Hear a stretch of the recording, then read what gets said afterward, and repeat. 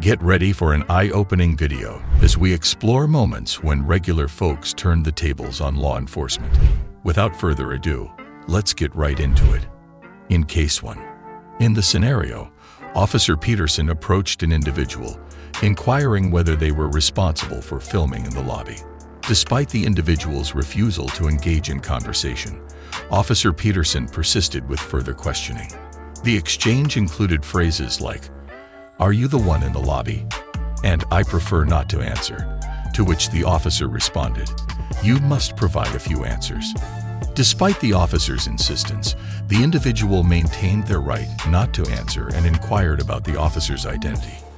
Although the individual declined to present their ID, noting the absence of any wrongdoing, the officer's insistence continued. At this point, the individual questioned whether they were being detained.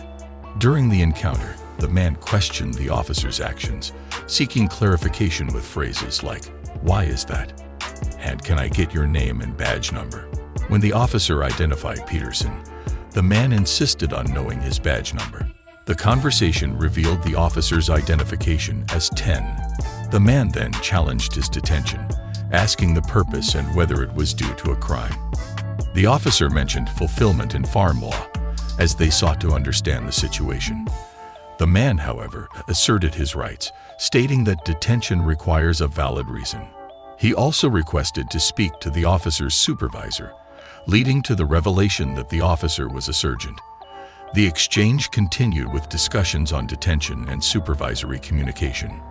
Eventually, the man's refusal to answer questions and the sergeant's lack of alternatives led to the man's release. In Case 2. In a public setting, two individuals were filming their surroundings, including a police station, when an officer arrived and expressed concerns about filming people entering and exiting the station. The individuals asserted their right to film in public, but the officer contested this regarding the police station area.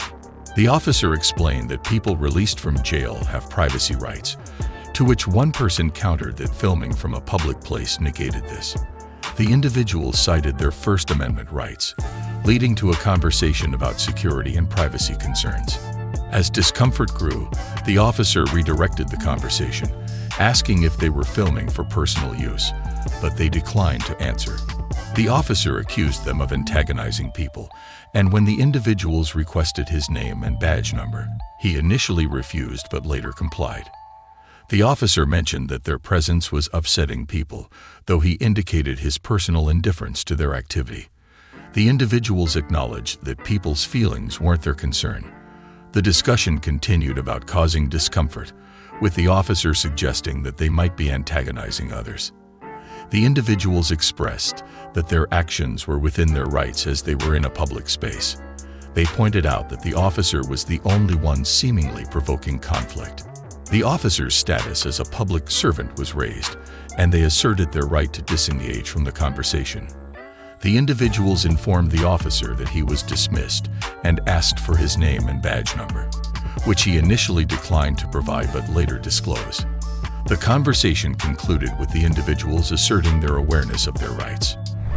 And in Case 3.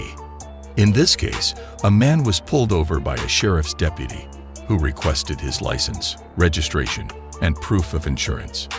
The man, however, educated the officer about the requirement for a valid reason to ask for identification and articulated that reason.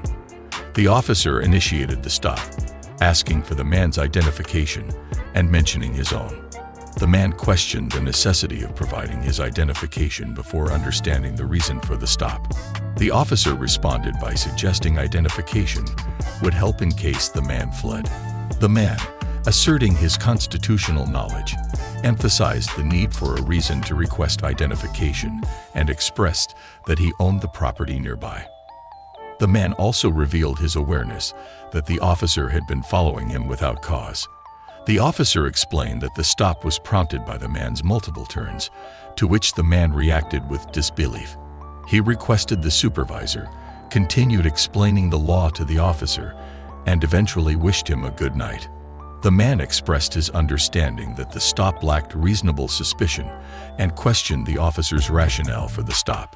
The conversation concluded with the man emphasizing his legal position and expressing his desire to be left alone. All right, that wraps it up for these remarkable instances where regular individuals stood their ground against law enforcement. And if you found these cases intriguing, hit that subscribe button to stay updated. Don't miss out. Like, share, and spread awareness.